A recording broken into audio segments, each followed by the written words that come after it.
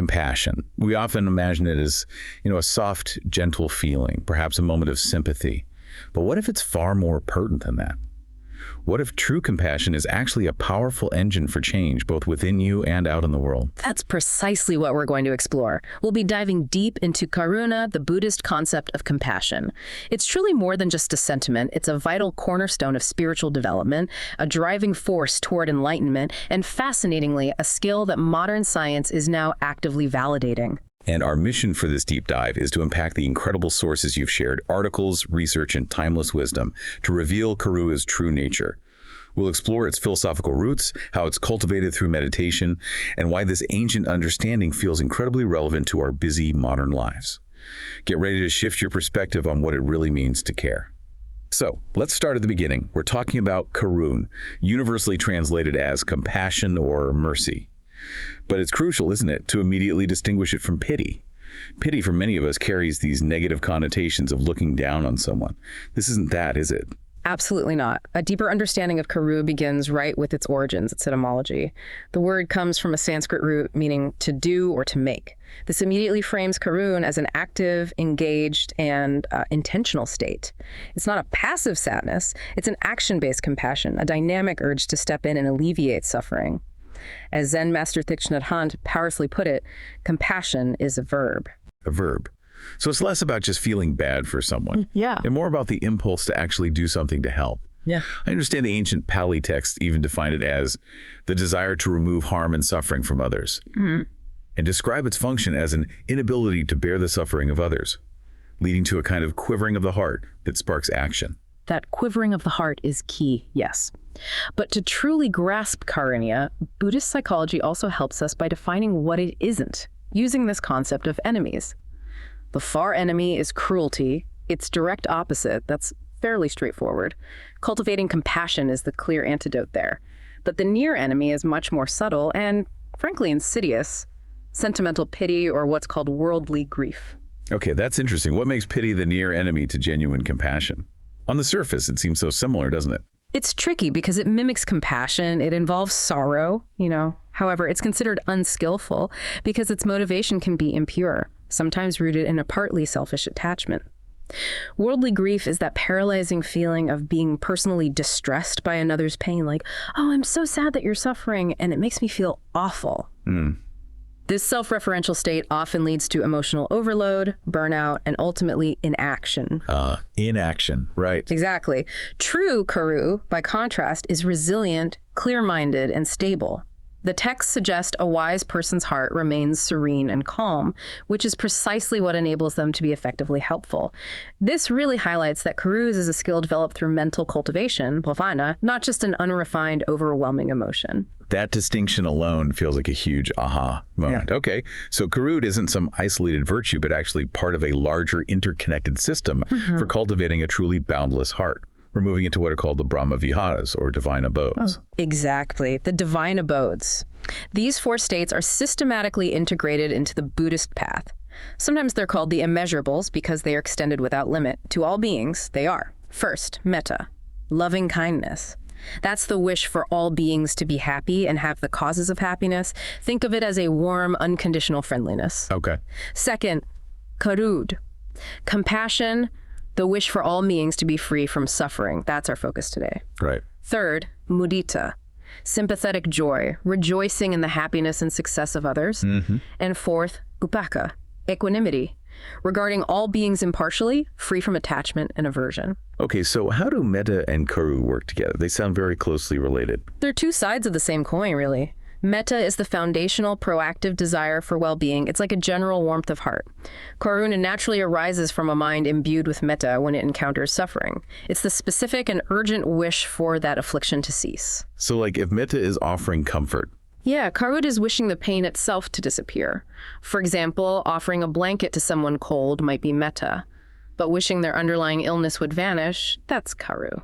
That makes perfect sense. And I love this idea of the whole system having built-in checks and balances. It's a brilliant framework, actually. Yeah. It ensures the heart remains both open and stable. Karu grounds the other states in reality, reminding us that suffering exists even amidst happiness. Muditā, the sympathetic joy, protects Karu from collapsing into that near enemy of sentimental pity by cultivating an appreciation for existing happiness, preventing us from just seeing suffering everywhere. Right, balancing it out. Exactly. And critically, Upekkhā, equanimity, is the most vital stabilizing factor. It's not cold indifference, please note. It's a profound, clear-sighted impartiality that allows compassion to be offered without being personally overwhelmed. It's the bedrock that makes boundless compassion sustainable, extending it equally to friend, stranger, and even enemy without bias or burnout. Wow. Okay, so Karu is already incredibly sophisticated, but his role undergoes an even more dramatic transformation in Mahayana Buddhism, doesn't it? Here, it seems to become a central driving force. It absolutely does. In Mahayana, Karuna is elevated to a position of supreme importance. It becomes one of the two indispensable qualities that define the path to full Buddhahood. It's beautifully illustrated by the two wings of a bird metaphor. Karuna, compassion, and Prajñā, which is wisdom. Neither wing is sufficient on its own to achieve enlightenment. This pairing is a key distinction from other Buddhist traditions. And what exactly does Prajñā, this wisdom, entail? How does it relate to Karuna? For many, wisdom might sound like detachment, almost the opposite of intense compassion. That's a great question, and it's where the two wings become so powerful together. Prajñā represents the profound, intuitive understanding of the ultimate nature of reality, specifically the concept of emptiness, or Śūnyatā. It's a transcendent insight into how things truly exist, or rather, don't exist independently. Karuna, then, is the active, engaged principle that gives this profound wisdom a concrete, compassionate expression in the world of suffering. So wisdom without compassion can be sterile, sort of cold, and compassion without wisdom can be unskillful or even self-destructive, leading back to that burnout.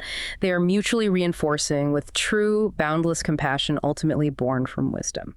And this leads directly to the Bodhisattva vow, which sounds like an incredibly heroic act. It is, definitely. Great compassion, or Mahakaruna, is the prime mover for taking the Bodhisattva path.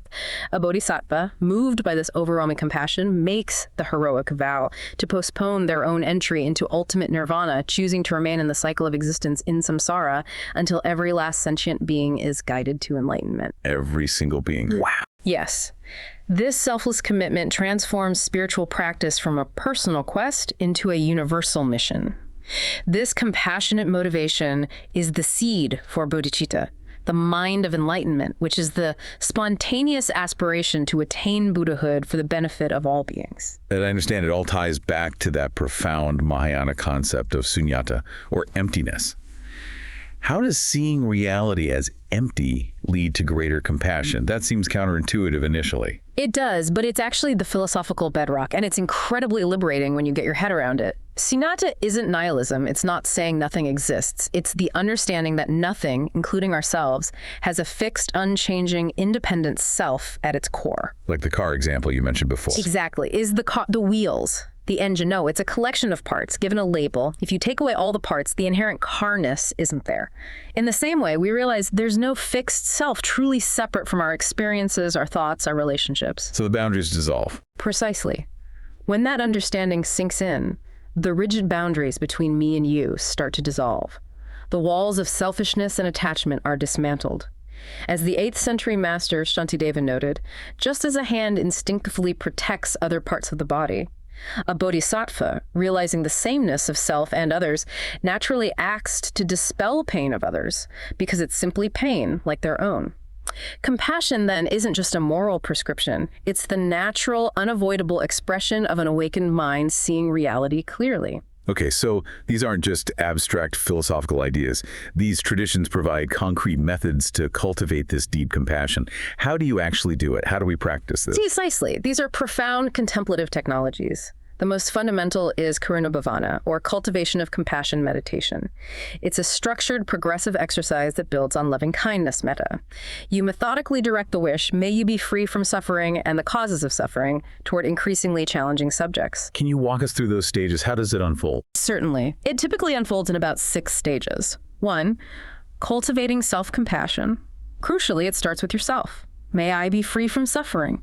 You can't genuinely offer to others what you deny yourself. That's foundational. That makes sense. Start at home. Exactly. 2, a person who is suffering. Focus then shifts to someone you know who is clearly experiencing pain, allowing for a direct, compassionate response. 3, a loved one or friend, expanding the circle to cherished individuals. Easier, usually. 4, a neutral person. This challenges indifference. You recognize shared human suffering with someone you have no strong feelings for, maybe a cashier or someone you see on the commute. Recognizing that common humanity. Yes. 5, a difficult person or enemy. This is often the most transformative stage. You aim to look beyond their harmful actions to the suffering that likely motivates them, realizing they too are suffering beings trapped in their own patterns. This practice can really take the sting out of animosity. That sounds challenging, but powerful. It is. And finally, 6, all beings. Breaking down all barriers, extending impartial compassion to everyone, everything in the entire cosmos without exception. That sounds like a profound journey, moving from ourselves out to the entire world. But I understand there's another, perhaps even more challenging practice often used in Vajrayana Buddhism called Tonglen. Can you tell us about that? Tonglen, yeah. It's Tibetan for taking and sending. It is indeed a radical method for developing great compassion, for developing bodhicitta, and it directly dismantles the ego's self-preserving habits. It courageously engages with suffering to transform it. How does Tonglen work? It sounds intense. It is intense, but incredibly powerful. You synchronize visualization with your breath. You first establish a sense of spaciousness and stability, often by invoking a figure of compassion like Avalokiteshvara. Then with the in-breath, you visualize the suffering of others, their fear, pain, ignorance, as thick, hot black smoke. Black smoke, okay. You courageously breathe this in, drawing it right into your heart. As this black smoke enters your heart, it touches your awakened nature, which you visualize as a brilliant light. The darkness is instantly consumed, not only destroying the suffering, but also dissolving your own self-cherishing attitude and ego clinging, often seen as the root of all suffering. So it transforms within you. Exactly. Then finally, with the out-breath, you send out all your happiness, health, and peace as a radiant, healing white light to those suffering beings, fulfilling their needs. This can be done in stages, much like Karuṇā Bhavana, focusing on different beings, or sometimes as a quick pith practice. Just breathe in darkness, breathe out light anytime you encounter suffering. Vajrayana also emphasizes the subtle body. Think of it as the energetic architecture within us, like channels and energy flows. Seeing inner calm, cultivated through practices like soft breathing, as essential for stable compassion within this energetic framework. It's truly fascinating how these ancient, intricate practices are now being rigorously studied by modern science. What are researchers actually finding about the effects of Karuna meditation on us, on our minds, our bodies? The findings are quite powerful, really aligning with the traditional claims. Psychologically, studies consistently show enhanced emotional regulation and overall well-being. For example, just 7 weeks of loving-kindness meditation, which, remember, is foundational to compassion, has been shown to increase positive emotions like love, joy, gratitude, and significantly reduce depressive symptoms. Other research indicates it decreases shame, anxiety, self-criticism, and even reduces mind wandering, so a calmer, happier mind. So it's not just making us feel better individually, but also helping us relate better to others, more pro-social. Absolutely. It demonstrably increases pro-social behavior and social connection. There was a compelling study in psychological science. It found that just 2 weeks of compassion training led participants to be significantly more altruistic in an economic game. They spent nearly twice as much to help a complete stranger. This really demonstrates that internal cultivation translates into observable, altruistic action in the real world. We've been talking about Karuna's distinction from its near enemy, pity or worldly grief. I'm really curious if modern science, looking at things like empathy and compassion, actually sees a similar distinction. That's a crucial point, and yes, science definitely validates it. It's quite striking. Modern psychology distinguishes empathy, which is resonating with another's feelings, essentially feeling what they feel, from compassion, which is feeling for another's suffering, coupled with a genuine motivation to help. Feeling with versus feeling for. Okay. Exactly. And when empathy isn't balanced with wisdom or resilience, it can lead to what's called empathic distress. This is that burnout, that self-focused overwhelm, and even a desire to withdraw, which mirrors exactly that near enemy of worldly grief we discussed earlier. So what does this all mean for our brains? Are we literally rewiring for kindness when we practice this? Precisely.